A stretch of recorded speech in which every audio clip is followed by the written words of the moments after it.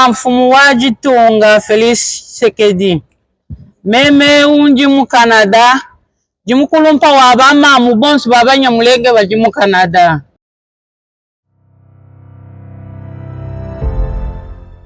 Bitekerezeho nawe kubyuka buri gitondo nta cyizere cyo kugeza nimugoroba wumva urusaku rw'ibisasu biremereye n'indege z'intambara hejuru y'inzu yawe kandi uzi neza ko nta nzira n'imwe y'ubuhungiro ufite kuko ugoswe impande zose.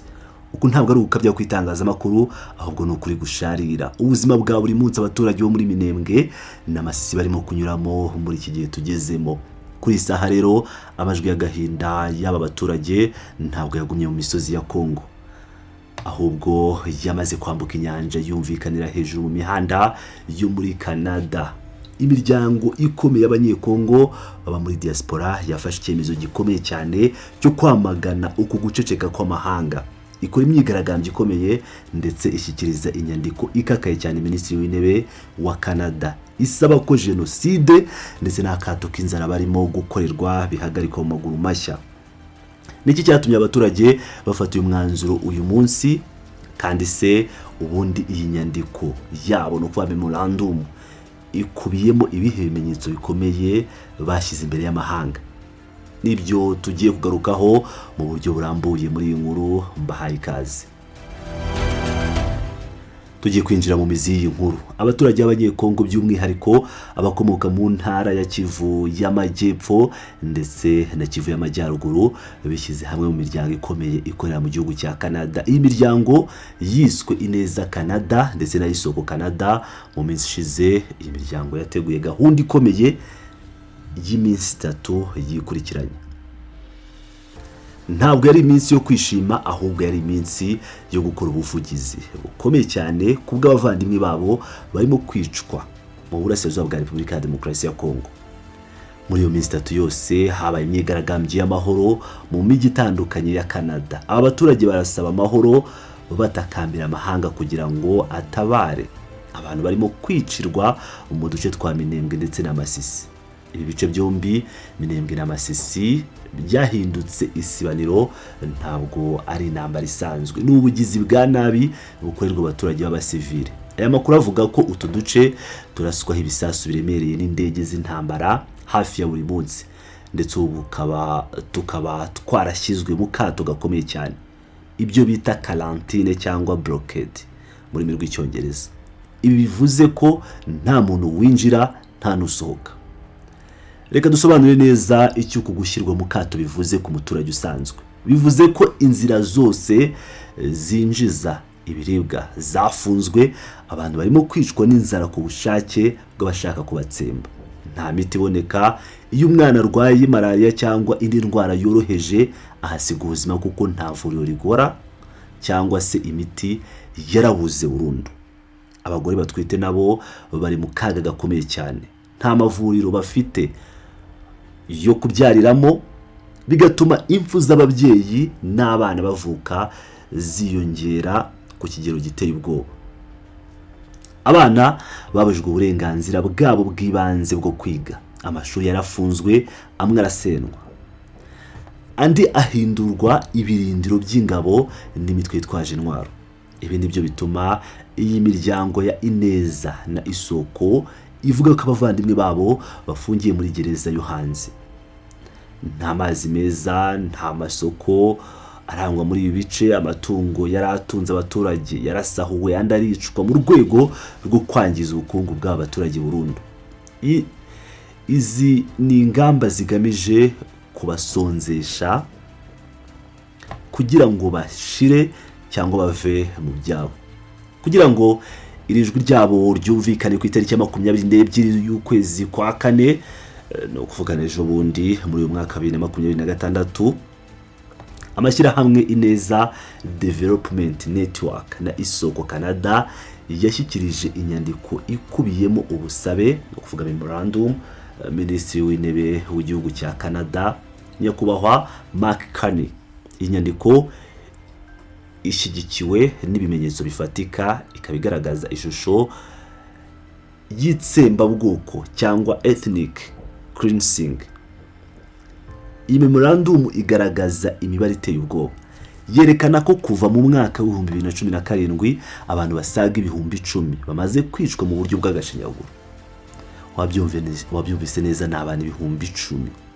Ubu gizi bwa nabi busanzwe, ahubwo ni umugambi wateguwe wo kwibasira ubwoko bw'abatutsi ndetse n'abanyamurenge. Usibye bishwe, abandi babarirwa mu bihumbi magana bakuye mu byabo bahinduka impunzi mu gihugu cyabo.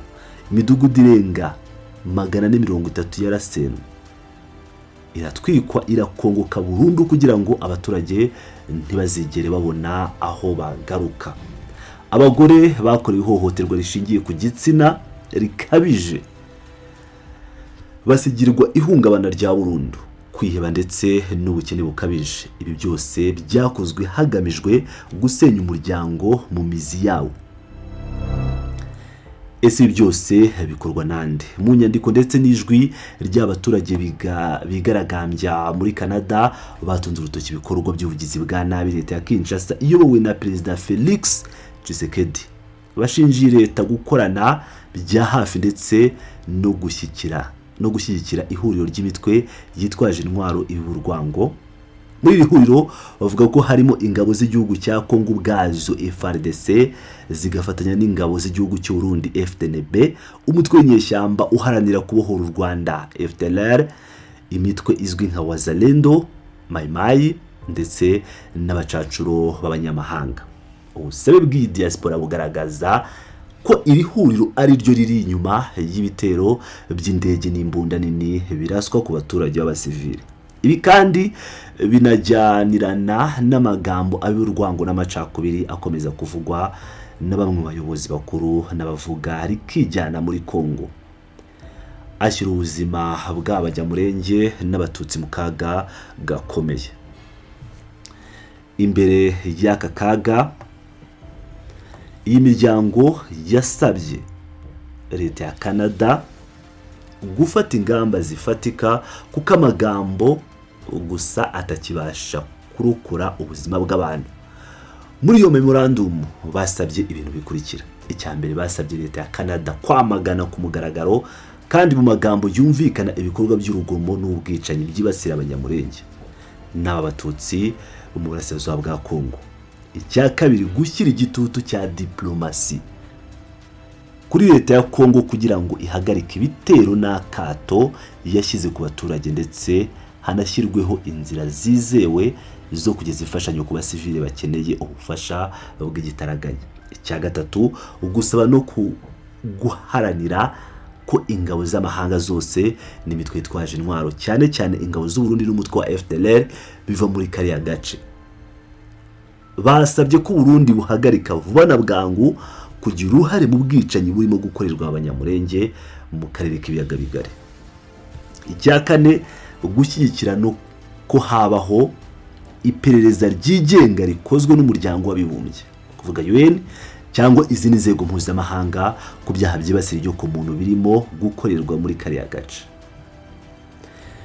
Noneho icya gatanu, bamusabye gufata ibyemezo ndetse n'ibihano ku bantu bose, yaba abayobozi mu nzego za leta cyangwa mu gisirikare bagize uruhare muri ibi byaha ndengakamere. Iyi nyandiko ntabwo yoherejwe Minisitiri w'Intebe wa Canada wenyine gusa, kuko kopi yayo zikaba zahawe ba minisitiri batandukanye muri Canada, perezida w'akanama k'umuryango w'abibumbye gashinzwe amahoro ku isi ndetse na perezida wa komisiyo y'umuryango w'ubumwe bwa Afurika.